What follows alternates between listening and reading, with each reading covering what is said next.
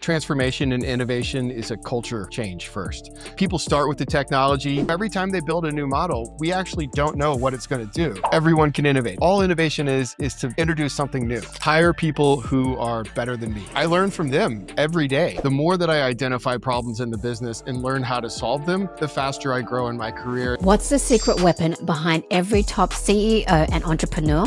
A game-changing executive assistant.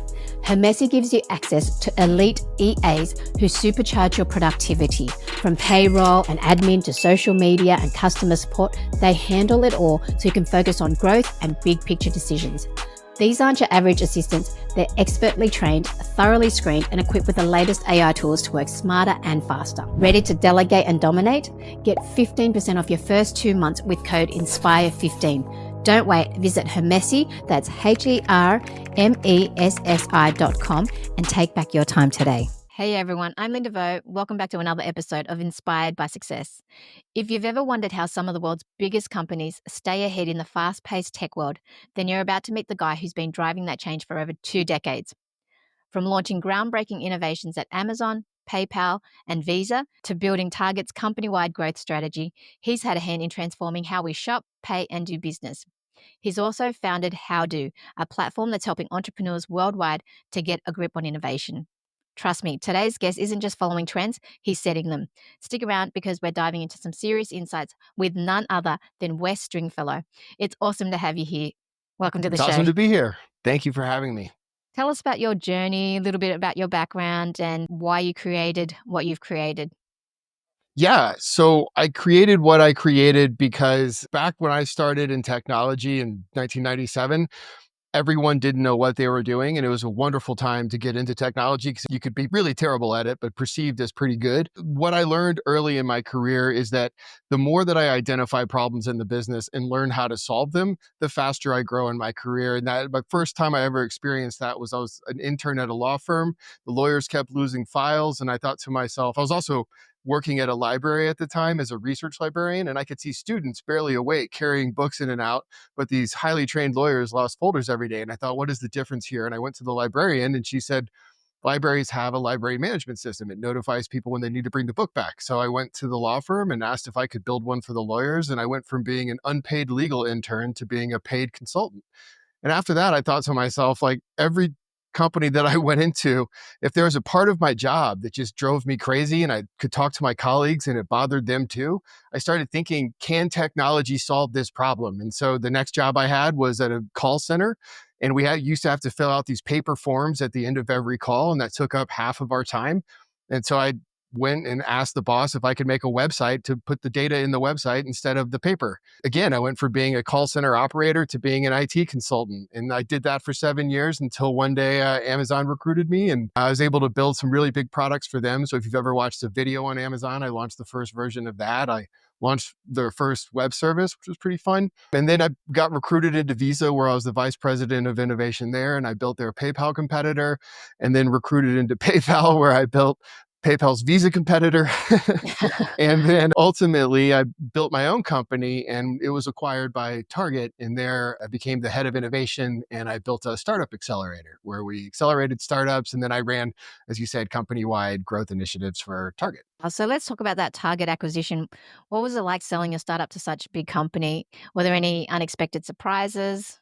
I was very lucky. 2 things. I think a lot of people rush into trying to become an entrepreneur. I was extremely conservative. I'd been I'd been working full time for almost 17 years by the time I decided to actually try.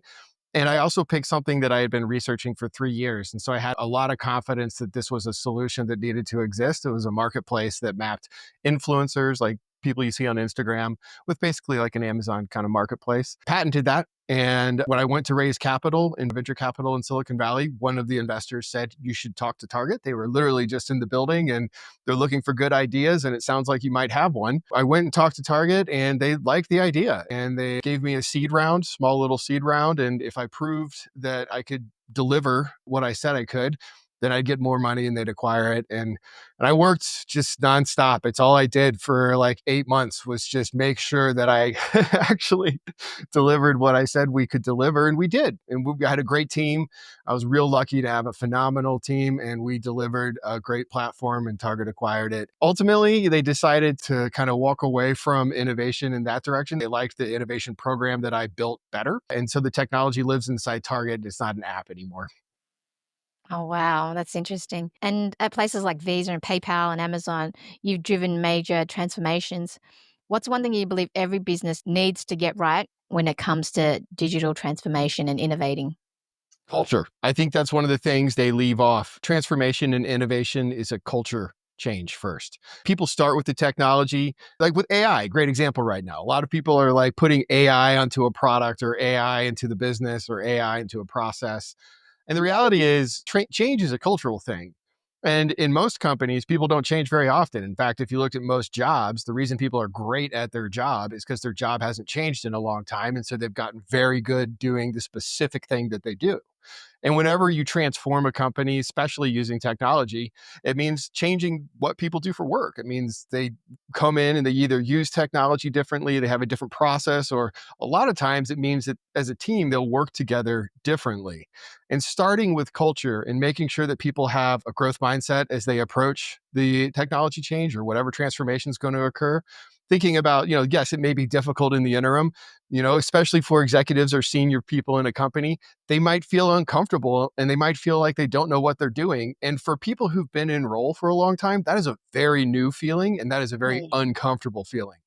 And then giving people the training to have the resilience to get through that discomfort and ultimately grow with the new process or technology. A lot of the transformations that I've had to be a part of were really about kind of reorienting the company's focus away from personal ideas or political paradigms or siloed structures and towards relentless focus on the customer using data. So rather than letting people's ideas and passions lead the company, listening to the customer, quantifying and qualifying what the customer is asking for and needing with data, and then building a strategy to deliver that. And for again, for a lot of people, that's challenging. They're used, especially really powerful CEOs and C levels, they're used to just kind of pointing and saying, we're going that way. Sometimes the data doesn't agree with that. And a lot of times the customer doesn't agree with that.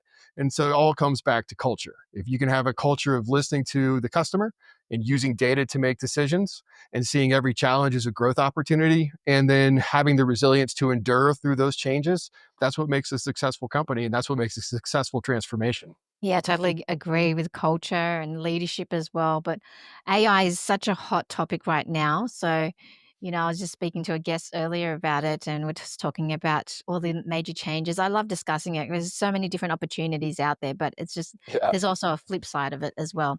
In your view, do you think we're heading towards a utopia, or should we be more cautious about the impact on jobs? I think yes and yes. I think if you look at the data, I think it's estimated in 2060 is when AI, or I'm sorry, 2116 is when AI is supposed to take all human jobs. So we have a while. 20 what? 2116, so Where did you get that? What is that? 2116. Yeah, that's the aggregate forecast of several thousand PhD forecasts. Now, that number came in 44 years in 2022. So in 2022, they pulled that number in 44 years. But that's because GPT-3 launched. And that was the first time anyone's seen an LLM do what an LLM can do. And so absolutely, we're going to see job impacts, 100%. Absolutely, though, I think AI can solve some of the toughest challenges that we have never been able to solve. I think that with the scientific innovation that can happen as a result of AI, I think we could solve healthcare, food, Mm. education, transportation. I think some really big problems can be solved, but there's that transition. And that's what we need to be graceful with, where there will be a decline in the number of hours that humans need to work to get work done. But at the same time, where I see the opportunity is for us to actually use AI right now, like right now, to start building new companies, new tools, new processes that can replace the big incumbent companies that have been, kind of successful for a very long time. Like if you look at the S&P 500, which is stock index in America, like vast majority of the companies are over 50 years old. That is a very old cohort of companies. Nothing wrong with that. Nothing wrong with that. Hmm. But it speaks to the fact that there's a huge opportunity for competition. And if you listen to Eric Schmidt, who's the former CEO of Google, he's mentioned a couple times in public now, he thinks that in 2 to 3 years, we'll be able to ask AI to build an app and it can go and do that. And just this week, the CEO of Klarna announced that they stopped using Salesforce because they were able to build an alternative using AI. And so if we think about like what that means for companies right now, people who are motivated and entrepreneurial can start building competitors to some of the most powerful software companies in the world. Companies can start doing that for themselves. And if they do that, they can redeploy the money that they're saving. If, let's say, a company rebuilds their own version of Salesforce, they can take that money and invest in new growth initiatives for the company. That's better for everyone. They can take that money. If you're an entrepreneur, you can build a company right now with very little venture capital, which gives you greater opportunity to retain the stock, which gives you greater wealth creation opportunities. So I see both sides of the coin. I think the challenge is that we have not given people enough training to really take advantage of AI right now. And that's one of the things I want to solve. Like, I'm going to try to open source as much as I can about innovation with AI to the extent that you can do that today, because I think it's one of the biggest opportunities that we've had in business in our lifetimes. Yeah, that's amazing. Like, as a small business owner, and there's many small business owners out there too that aren't tech savvy, what are some suggestions? Because I know that I have a lot of pain points in my business as well that are just low value tasks that I'd love to do. I have an e-commerce business as well, and just to manually upload it when I'm thinking, surely there's a tool out there that could just simply scan the barcode and it just automatically populates all the descriptions for me based on scraping my suppliers website. Something simple like that, But do you have any advice on how someone that is just a beginner or a business owner that isn't too tech savvy? Like, I love leveraging ChatGPT and Claude to help me with my marketing and get me some ideas and advice as well. But how can I leverage that further, my ideas and my problems? Because there are people that reach out to me, oh, do you want us to build an app, build a website for you? And I'm thinking, how can I do that with the help of AI? Like, when you said 3 years from now, that sounds promising. I'm hoping that it can be sooner. But then, something like, as a salesperson, I was speaking to somebody earlier that said that AI could be used for sales eventually too, because I'd love to be able to have a clone of myself and just help do outbound calls, because I'm trying to launch into getting into coaching for other people to start their own vending machine business. So, because I have a vending machine business as well. So, what advice do you have for somebody that wants to use these tools but isn't that great at the technology yet, but still is open to learning?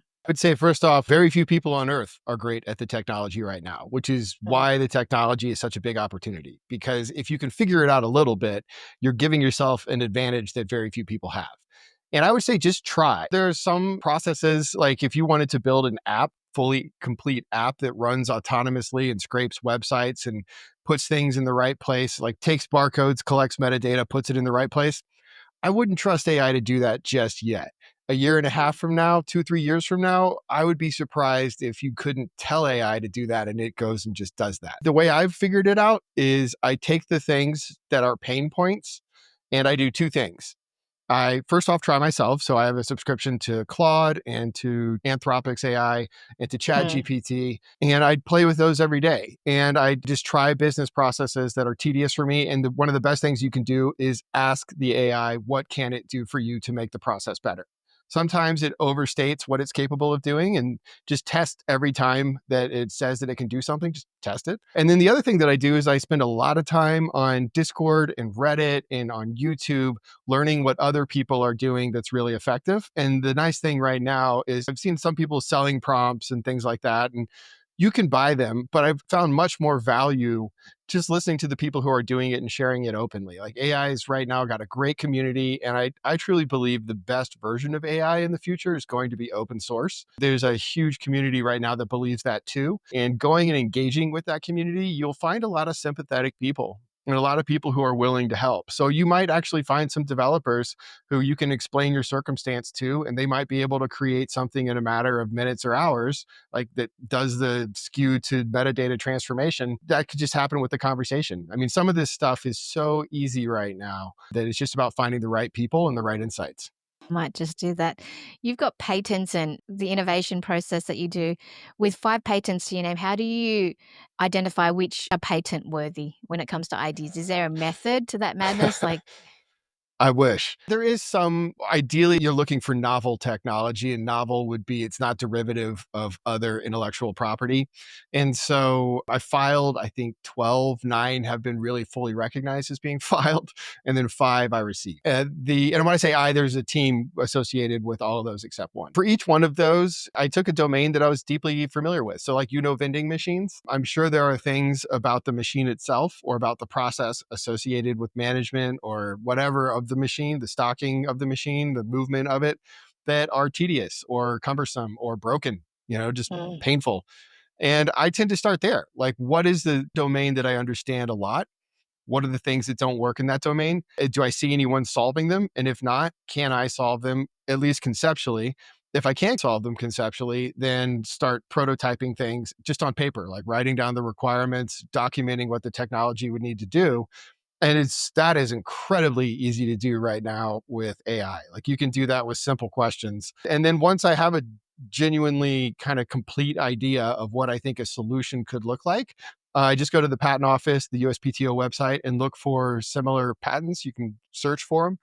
If I see something that's similar, I kind of walk away. If I see something like a white space, there's no solutions in that market, I'll call lawyers and see if they can do due diligence. And if they do the due diligence and they think there's nothing there, then I file. Now, a lot of times people can't afford the lawyer step. And then that just means more time on the patent office website doing your own research. But it's all public, right? Everyone can do that research. It's just a matter of figuring out how to get the query right and then spending the time doing the queries.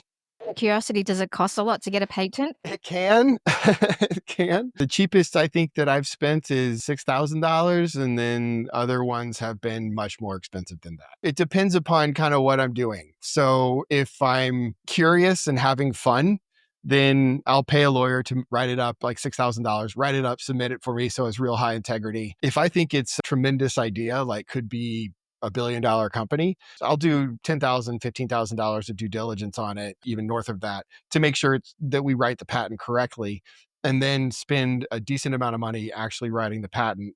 And then the process, sometimes you have to defend it as you go through, and that defense is sometimes not cheap. But ultimately, if you do it right, like, you can sell them for, I some of my patents for really good returns. It's a very valuable exercise if it works.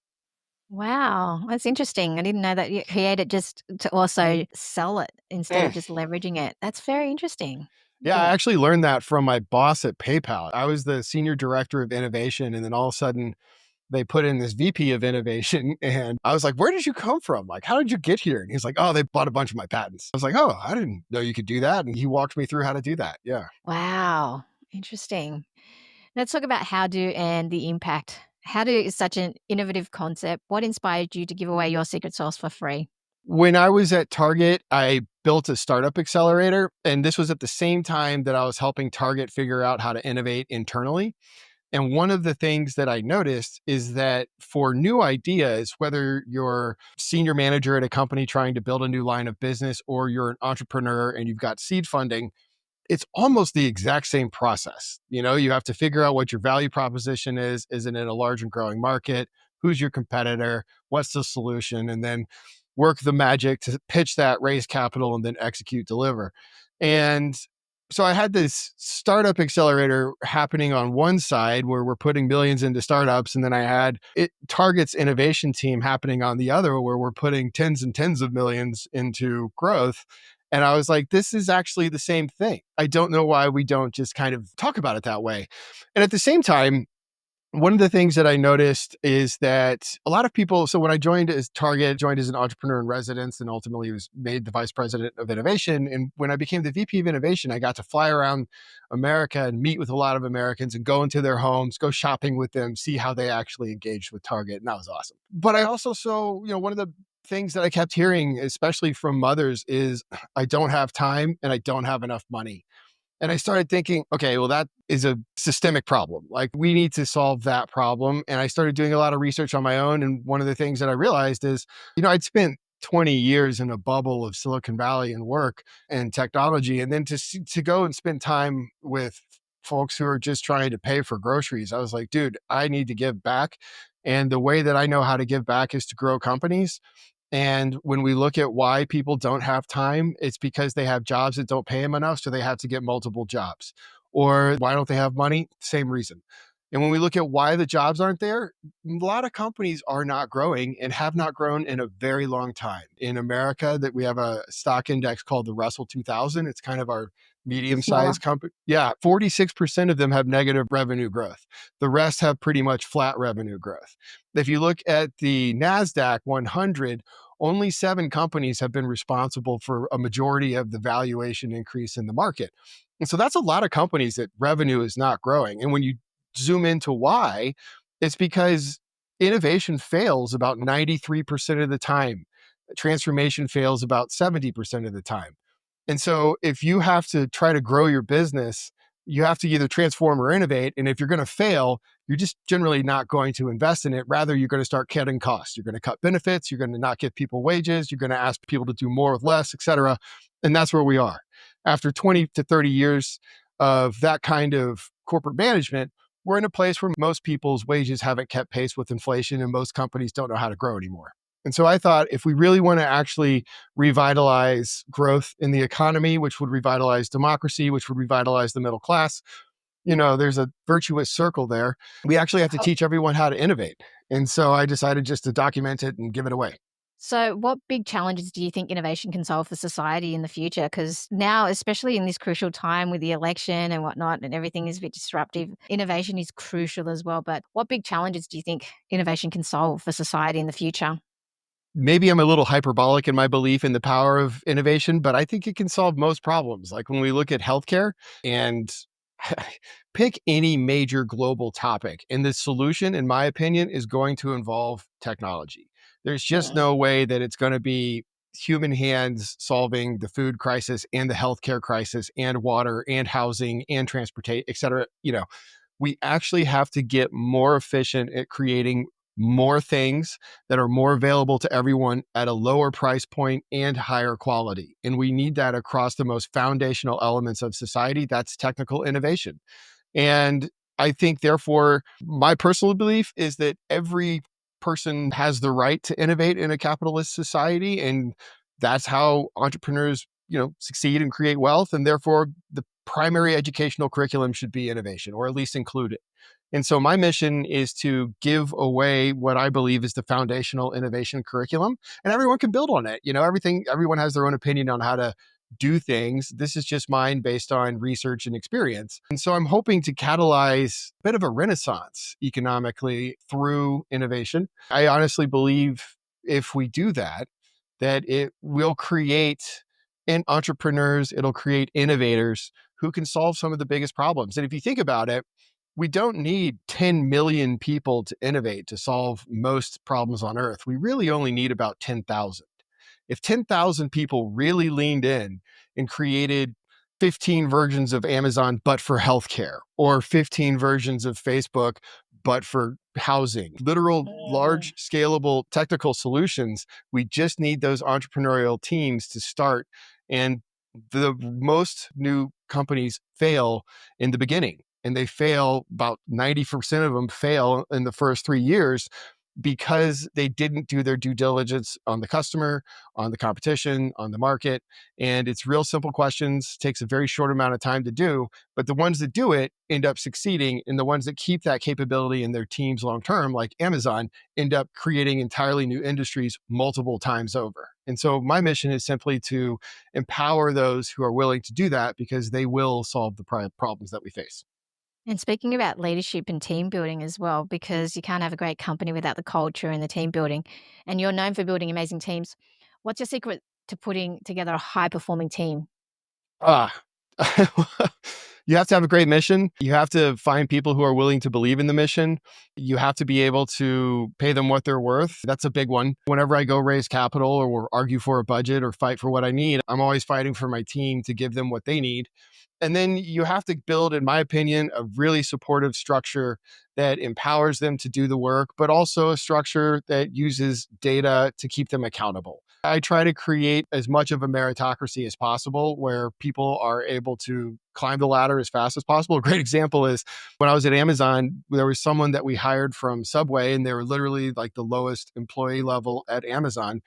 And they came in one day and had solved this incredible problem. Like they're an actual genius and solved this problem. And 4 years later, they were running huge parts of data for the entire company at Amazon. And it's not because of their education, it's because of their willingness to get into work and do the work. I always try to create an environment where if people are willing to perform, I'm going to give them more responsibility if they want it. I'm going to allow them to work however they want. And I'm going to give them the resources that they need to be successful. And ultimately, I'm going to do my best to make them financially comfortable and, if we can, wealthy, because that's the reason that we go to work, is to make our lives at home better. I'm a pretty demanding boss. I tend to have high expectations.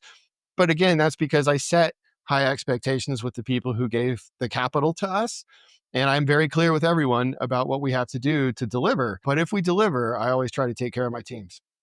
That. And looking back on your career, especially with all the big corporations you've worked at, are there any key beliefs or principles that you've held on to now that you think have been crucial to your success? Yes. Hire people who are better than me. On every team that I've had for the last 2 decades, I've had someone that I've paid much more than I make. And so I tend to be on my leadership team, not the highest person by a large margin. And I generally hire people who are phenomenal at what they do. And then I learn from them every day. Now I have like decision-making authority in some instances, but I really don't care about that. We try to use data, and the more that I'm able to hire great people, the more that they bring more great people with them to the company, the more everyone learns, the faster we go, the better we do our jobs, the more we're able to deliver for the business, the more we're able to grow. I always try to hire people who are better than me. And then I think the biggest thing is to take care of myself. It's something that I failed on for decades. I just would so focus on work that I'd let everything else in life go away. And, I became an imbalanced leader. I didn't have the emotional availability. I didn't have the kind of distance from the work. I'd become too obsessed. And so, I think it's those two things: hire people who are better than us and take care of ourselves. So now that you're self-aware of that, taking care of yourself, is there things that you always have to do in order to make sure that you're looking after your health? Or do you meditate? Do you read? Do you spend time for yourself? Do you find set hours and block time out? Ready to revolutionize your content game? Meet Modern IQ, the AI tool that creates SEO optimized, plagiarism free blog posts with just one click. No more writer's block or endless hours of content creation. Generate high quality articles that boost visibility, save time, and slash marketing costs. Whether you're a startup or an established business, this tool is your content team, marketing expert, and SEO guru in one. Click on the link in the description to claim your free article and join forward-thinking entrepreneurs who are working smarter, not harder. The future of effortless marketing is here. Are you ready to dive in? For your family or something, what do you do? It's so simple. I try to sleep well. I try to drink a lot of water. I eat really healthy. I try to exercise, an hour a day. And then I try to hang out with my friends, my cats. It's just really simple stuff. If I do that, I'm generally a well-balanced person. There are times where, like right now, we're crunching at How Do. And so, I haven't been sleeping but for 4 hours, and I'm missing workouts and I'm missing meals, and I feel it. I feel it. I feel it in my cognitive abilities. I feel it in my emotional availability. I feel it in my fatigue, but I also know it's short term and we'll get through it. And then I'll get right back to my pattern. But it's really simple stuff. I read a lot of CEOs and I read a lot of blogs from CEOs or posts from CEOs, watch a lot of YouTube, listen to a lot of podcasts. And some people have like crazy rituals. And I've tried a lot of crazy rituals, and I've just found the basics like sleep, water, food, exercise, and friends goes the distance for me. I like that. What do you mean by crunching? You mentioned crunching. What does that mean? We have some pretty ambitious goals with what we're trying to do at How Do right now. And so I just turn off everything and just work. So I'll wake up at 4 a.m. and I'll work until I'm incapable of working. And then I'll just do that again and again and again and again every day until we hit the goal. And so we're kind of there right now. But, this is how, in my experience, when you're at a certain level and you need to get to that next level in the business, sometimes it takes all hands on deck all the time. And, for me, I've had the opportunity to launch big things. I've seen when we launched Amazon's digital video product, this was in 2006, so a decade before anyone really even watched video on the internet at any scale. But Jeff Bezos had the foresight to see it and said, okay, we're going to go for it. And by the time people actually watch it on the internet, we'll have figured it out and we'll dominate. And they do. They actually Amazon spends more on content creation than most of Hollywood. So, they really won that. But when we were launching, one of the things that blew me away was I had slept on the floor of the office for probably like 3 nights, I think. And I'd been doing that at least weekly for a couple months. I was at my wits' end, and we just had this terrible thing happen with Paramount metadata, and it was just a fiasco. And we had to get all the, Paramount was one of the largest. They did like The Matrix, it was like one of the largest movie studios in America at the time. And this guy who was worth $400 million, one of the executives of Amazon, came and sat next to me and entered metadata for 18 hours with me to make sure that Amazon launched with the right metadata. And the whole time I was sitting next to this guy, I'm like, I cannot believe this is happening. Like, I cannot believe this guy's worth like $500 million, and he's typing next to me for 18 hours to make sure that we launched this product. Right. And I took away from that, I was like, dude, if that guy is willing to do that, like, what would I ever complain about? Like, if I have the opportunity to grow a business and build something, like, I'm all in. I'm all in until I can't do it anymore. And so, yeah, when we have to crunch, I crunch. What was his position? He was an EVP. He was an early dude. He was like one of the Oh, first people. He reported direct to Jeff. wow. And he was willing to do that. That's amazing. Yeah, but Uh, that's how they do it. I mean, that's what makes them good. That's what makes yeah. them great. He's such an inspirational leader, and he's gotten so much done as well. I'm curious to know about raising capital, because you've mentioned that as well. Any advice for startups and entrepreneurs on how to effectively raise capital, especially if the economy is not doing as well, or there's a lot of VCs aren't, spending as much. So, do you have any advice on how a company or a startup can successfully raise capitals, since you've done that as well? Absolutely. There's a hangover that we have from the zero interest rate paradigm days. And that hangover is that people think they can build a startup like lean and then just throw it into the market and figure everything out. And, hopefully it works. There's $380 billion of venture capital looking for investment in Silicon Valley today. That's the number that CB Insights put out there. So there's no shortage of capital. But Oh, there's a wow. shortage of what I would call, and what I love this new term, rabbits, real actual businesses built on interesting technology, real actual business built on interesting technology. So, do you have a real actual business? Does it make money? Is it going to be profitable anytime soon?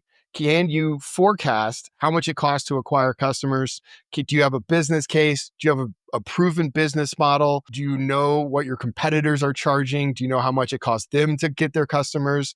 Do you have some sort of cost advantage against your competitors? Is your market large and growing? Large being at least $3 to $5 billion and growing at least 20 to 15%. If you have those numbers, which I would say 99% of the entrepreneurs I speak with do not have any one of those numbers, then you're starting to think like a business person who has to manage capital.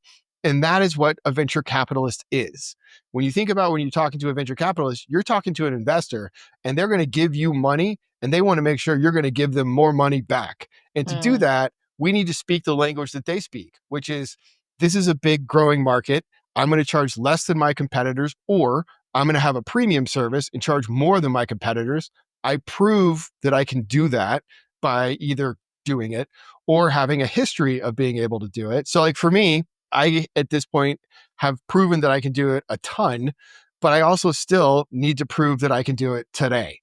And so, it's a matter of evidence. It's a matter of doing the due diligence on your own idea, so that when you go in the room with an investor and they ask you the standard due diligence questions that everyone gets asked, you can answer them. And a lot of people focus on their idea.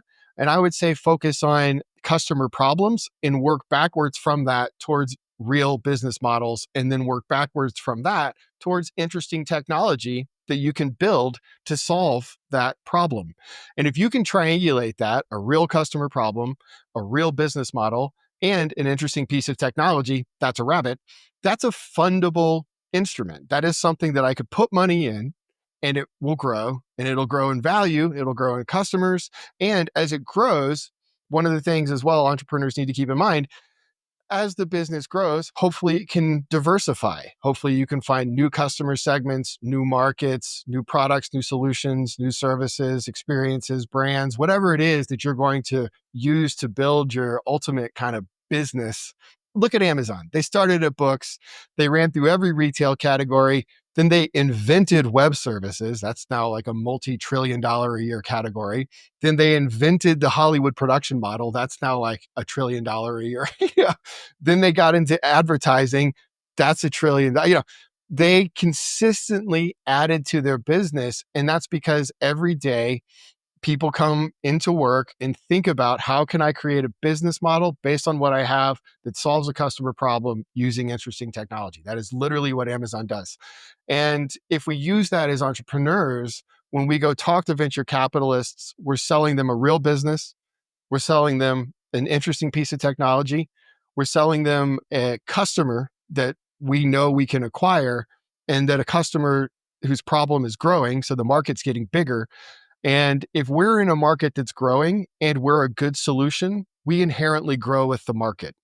And so if you think about like why so many startups grew for so long between 2007 and 2020, because interest rates were low, so everything was growing, right? Now interest rates are high, you have to have a real business. And so I would just say, do the due diligence for yourself. And that significantly reduces the amount of due diligence that VCs will put on you, and increases the likelihood of getting capital. Yeah, because they're gonna see a lot of return. So I'm guessing, like, there's a lot of pressure there being backed by a VC. I've heard some people rather do it bootstrapped, and some people, there's pros and cons to that by having VC backed, all that pressure as well, and versus doing it yourself bootstrapped. What are your thoughts on that? I think there are pros and cons. So I have been bootstrapping for the last 7 years.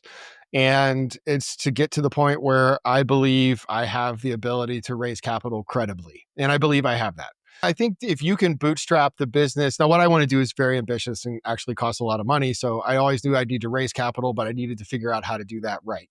If you can bootstrap a business, like actually just start turning profit over today, that's always better, because you're going to get a longer term, you'll control your cap table longer term. You'll dilute less. Every time someone invests in your company, they are buying equity that you no longer control. If they Mm. buy enough equity in the early stages, by the time you get to your A or B round, as a founder, you are no longer in control of your company. The investors control your company. And that happens to a lot of founders. And that's why a lot of founders are fired from their own companies. And so I think if you can bootstrap, it's obviously a great way to go. Engineers right now have the best chance of that of anyone. Engineers, did you say? Mhm. Why is that? The expensive part of the company is generally the technology. If you can build a company that actually solves a customer problem, it is real efficient to get a customer. If you solve the customer problem to the point where they actually use it, like you said, if someone came to you today and said, "Hey, I can do that SKU transformation data thing, like what would you pay for it?" And you were to pay them for it, well, that software engineer just built a business, right? And so if engineers can go out and find customer problems and build solutions for those problems and get customers to pay for them, they're bootstrapping their startup. Yeah. Okay, I get you now. But looking ahead, what trends do you think are going to reshape the business world in the next decade? Like AI is, and that's such a generic statement. It's almost like obvious at this point, but I really think that we have no understanding of what it means to invest $500 billion into a technology. We've never done that before. The computers that we're building right now, Facebook, I think, spent over 150 billion just on processors, just on GPUs. Yeah. And that's a Musk as well. He's spending heaps. Elon Musk is yeah, spending heaps.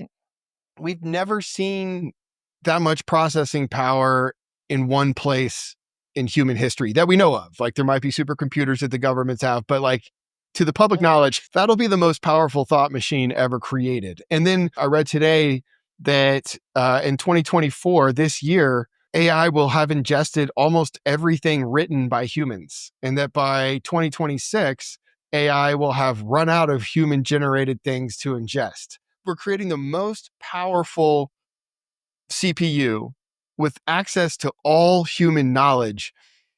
That's going to change some things. You have people talking about building these enormous 50 billion. I think it was 50 billion they spent on GPUs. I can't remember the actual number. Anyway, you have people like talking about building $100 billion data clusters and just spending 100 billion on the energy, just on the energy. That kind of stuff is going to fundamentally transform what we understand as a capability. And then that's, all the GPUs that they're building in this highly networked, super efficient data architecture to run these models, those are not going to just go away. They're going to be available for us to license. And so we've never had that much compute available. And so the number of people who can build models on top of the foundation models or small models to themselves using this compute is going to explode. The only constraint to AI's growth will be energy and storage. And I've already read that in some places in America, cities are browning out. Like they're preferring to put energy to AI over like streetlights. So Wow. yeah, so the priority that this can have in the economy is unprecedented, and the capabilities that it'll produce are unprecedented, and it's unknown. Every time they build a new model, we actually don't know what it's going to do. We build the model, we deploy it, and then we test it and figure out what it is capable of doing. So we could build one of these $50-100 billion models and learn, it's done something phenomenal. And that phenomenal thing could look like curing cancer, or it could look like being able to run a business autonomously. We don't know. Or it could just look like a really good image generator. It's kind of going to be somewhere in between. And so regardless of what the next iteration of foundation models will be, we do know that the capability of the GPUs that's available for license, once these models have been built, will produce businesses like we've never seen before. And the learning that we will get from the next iteration of LLMs will push the frontiers of science forward, as well the frontiers of business forward. And so I think, the next 2 to 3 years, if we believe Eric Schmidt, he thinks in the next 2 to 3 years, you'll be able to ask an AI to build Spotify, and it'll go and build 1,000 versions of Spotify and test the right one and implement that in the market. And that, like, those are his words. Like, that is a crazy thing to hear from the former CEO of Google. So if that's true, that's going to change everything. It's exciting as well, and it's just rapidly advancing as well. And now, like, there's so many different small businesses and startups that are just leveraging the AI as well for different functionalities. Like, I love interviewing people and finding out the use cases as well. I've had somebody that trying to change healthcare, for example, and I leverage tools for content creation, and it's just there's so much exciting opportunities out there. I agree. If you could go back in time and fix anything, what would that be? Fix anything? Yeah, well, it's something that you've done personally or Personally or societally? Personally, if I could go back in time and fix anything, I never would have sold my Amazon stock. you sold uh, it all? Did you sell all your Amazon all of it or oh yeah, dear. Oh my yeah. gosh. And Like, yeah. I got a lot of it when it was $25 a share, and I got it at like pennies on the $25. So yeah, that was a big mistake to sell. But I think also I gave up on programming.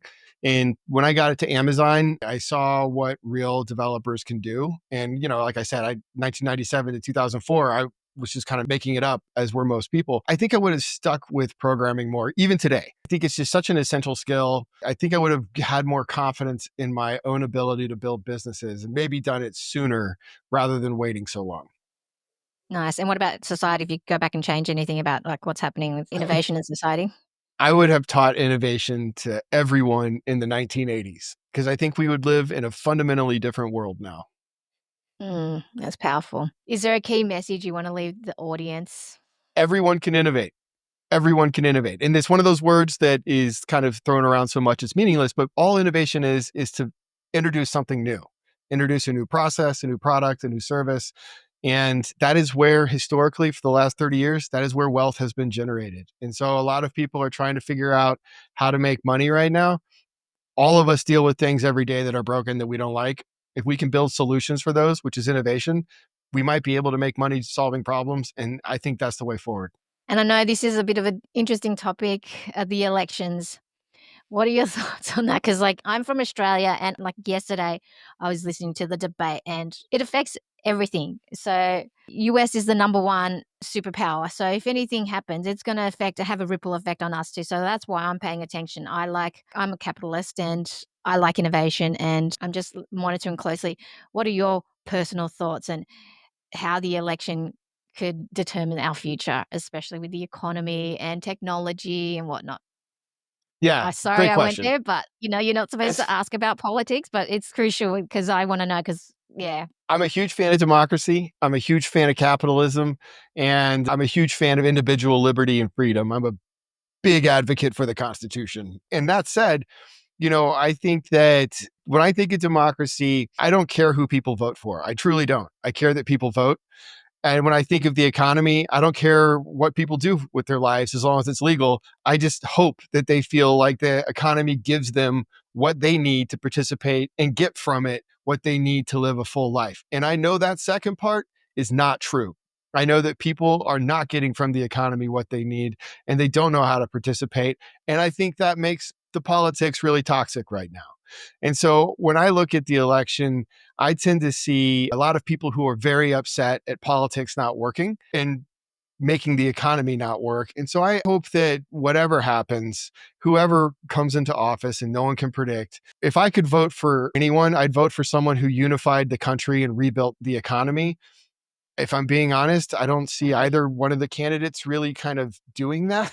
Like, I would put someone in office who was like politically neutral and economically very, very aggressive about making sure that Americans educationally have what they need to participate in the modern economy. My only hope for the election is that we don't tear ourselves apart. Like, I think we need to come together as a country. It's why I wrote on LinkedIn in 2015, before that election, I wrote, like, we need to reunify as a country. And then in 2017, the reason I started How Do was to product manage the American dream. So many people have struggled to access the American dream. And for me, that's been like, I have an article from 1993 that I kept is it's literally the only newspaper article that I kept in my entire life. And it's like, the American dream is in trouble. I kept it because I really care about that. I think that we have to revitalize the American dream. I think this election is proving to be a bit toxic.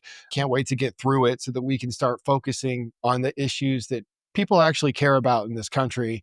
The media asks us to care about politics all the time. My parents are from the deep South. My family's from the deep South. They're very, very Republican. My friends are from Silicon Valley. They're very, very liberal Democrat. I've got extremes on both ends, and they're people I love. And I just don't care. I really don't care about any of it. I really just focus on the economy and try to think about how are we going to push this country forward. Yeah, regardless who wins, the Yeah. economy and what you're gonna do about it as a business, how to protect yourself as a business as well, despite what happens in the economy. That's super important, no matter who wins. Yeah, no, exactly. Like, I don't care who wins, whoever they are, they will be the president. And, I will respect that. But I care a lot about how it impacts Americans and their ability to live. Yeah, I totally agree. How would you personally define success? Oh boy. I think that has evolved a lot over my life. I think originally I would have said money and more money and more money. And then I've realized that that is just a hollow, meaningless thing. Sounds like one of those privileged things that people say. I believe innovation should be free, right? So I've spent almost all my money trying to make innovation free for everyone. Some success that 400,000 people have used it, and that's cool, but we need to get to like millions of people. I think success now for me is enabling the next generation of innovators, really giving back to the point that I can see progress being made based on my efforts, because it's hollow to be successful and look around and see so many people suffer. I find it to be much more fun and fulfilling, difficult, challenging, but fun and fulfilling to see people benefit from my time here. We all get this brief little glimpse of whatever this magic is called life. And the more that I experience it, the more I realize that we're all the same. We're all connected, and there's nothing that separates us. Literally, that we see physical distance, but there's actually a lot of matter. It's Mm. all solid. At a certain level, it's all energetically connected physically, at a quantum level and a real physical level, and then also just actually. So I personally hope to give back, and I hope that the people who I love feel my love, and I hope that the creatures, my cats that I love, feel my love, and I hope when I die, people say I made a positive impact. That to me sounds like success. Oh, I love that. That's very beautiful and very powerful indeed. I wish you so much success, and then I hope that How to grows as well. So, guys, make sure you check it out. The world can continue to innovate as well. Finally, where can people find you and connect with you? Howdo.com or LinkedIn. I spend a lot of time on LinkedIn. I'm not a big social media person. I've been told I have to get better at it, and I will. LinkedIn and Howdo. Thank you. Thank you so much for your time, Wes. It's been a pleasure. Thank you, Linda.